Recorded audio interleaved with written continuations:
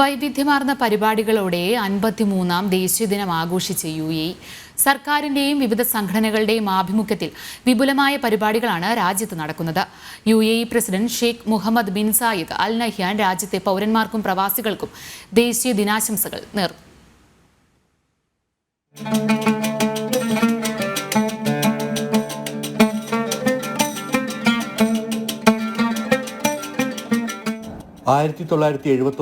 December 2 Abu Dhabi, Dubai, Sharjah, Ajman, Umm Al Quwain, Fujairah എന്നീ 6 പ്രവിശ്യകൾ ചേർന്ന് UAE എന്ന രാജ്യമായത്.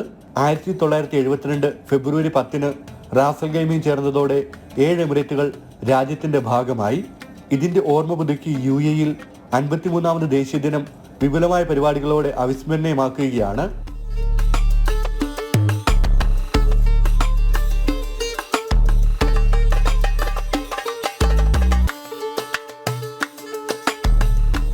ദേശീയ പതാകയുടെ ചതുർവർണ്ണ പ്രഭയാണ് രാജ്യമെന്നും ആഘോഷങ്ങളുടെ ഭാഗമായി വിവിധയിടങ്ങളിൽ വ്യോമ അഭ്യാസ പ്രകടനങ്ങളും വർണ്ണാഭമായ കരിമരുന്ന് പ്രയോഗവും നടന്നു. UAE president Sheikh Mohammed bin Zayed Al Nahyan രാജ്യത്തെ പ്രവാസികൾക്കും പൗരന്മാർക്കും സ്വന്തം കൈപ്പടയിൽ എഴുതിയ കുറിപ്പിലൂടെ ആശംസകൾ നേർന്നു. UAE-യും ഇവിടുത്തെ പൗരന്മാരെയും താമസക്കാരെയും ഓർത്ത് അഭിമാനിക്കുന്നുവെന്ന് എക്സിലെ സന്ദേശത്തിൽ അദ്ദേഹം കുറിച്ചു.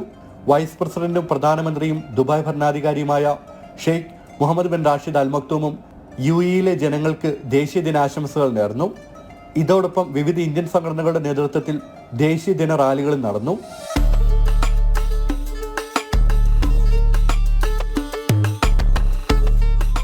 ജനം, ദുബായ്.